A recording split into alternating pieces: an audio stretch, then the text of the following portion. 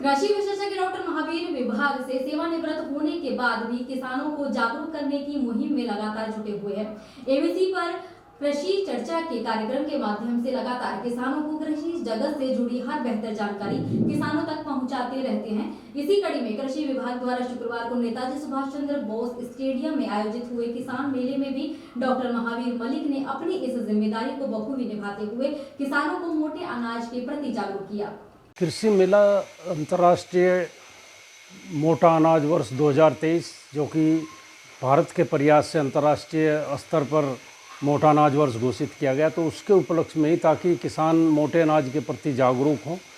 और मोटे अनाज क्योंकि 50 वर्ष पहले हमारी थाली में हुआ करते थे, यदि हम फास्ट फूड को छोड़कर अपने मोटे अनाज की तरफ बढ़ें तो उससे मानव स्वास्थ्य तो सुधरेगा ही, पर्यावरण और भूमि में भी सुधार उससे आएगा। तो मुख्य प्रयोजन यही था कि एक जागरूकता है मोटे अनाजों के प्रति, क्योंकि मोटे अनाज पौष्टिकता से भरपूर होते हैं। यदि हम बाजरा को ही लें तो बाजरा में प्रोटीन अपने गेहूं और चावल के मुकाबले ज़्यादा होती है और उसी के साथ कार्बोहाइड्रेट की मात्रा उनसे इसमें कम होती है। इसलिए हृदय रोगियों के लिए ये एक बेहतरीन भोजन है।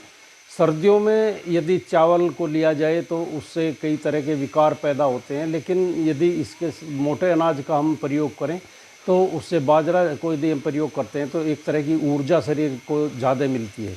और यहाँ तक देखने में आया है कि कैल्शियम, मैग्नीशियम और पोटेशियम, फास्फोरस जैसे पोषक तत्व जितने भी हमारे मोटे अनाज है उनमें चावल और गेहूँ से ज़्यादा हैं।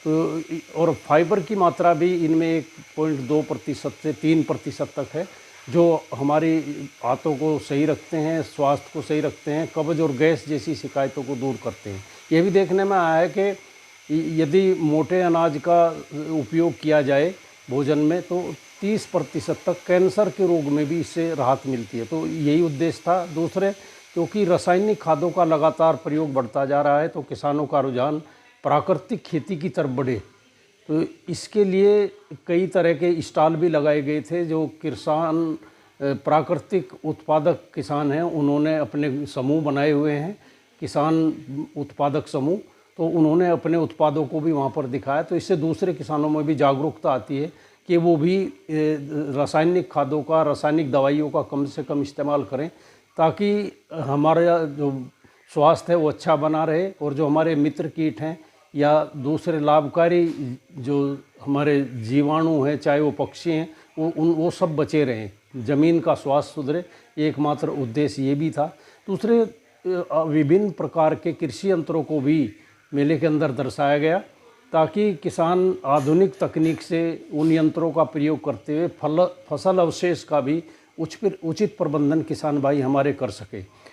मेले के अंदर नई नई किस्मों को भी दिखाया गया, जैसे मूंग की नई किस्म MH 1142 किस्म बहुत ही अच्छी किस्म आई है, जो जिसमें पीला मोजेक का भी प्रकोप नहीं होता और पैदावार भी 6 से 7 कुंटल प्रति एकड़ तक आ जाती है। इसी तरीके से PR 129 किस्म धान की किस्म को उसमें दर्शाया गया, जो कम पानी से भी अच्छी पैदावार देने की क्षमता रखती है।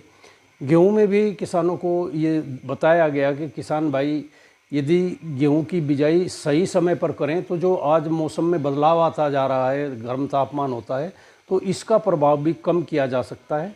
और इसी के साथ किसान भाई जैसे नई किस्में आई हैं WH 1270, DBW 303 या DBW 187, इन किस्मों को यदि किसान भाई समय से लगाएंगे तो उसमें पीला रतवा का भी प्रकोप नहीं होता और गर्म मौसम का भी प्रभाव नहीं होता और फसल उत्पादन भी बहुत ही अच्छा होता है। यानी ये कह सकते हैं कि औसतन उत्पादन 30 से 32 कुंटल तक भी लिया जा सकता है।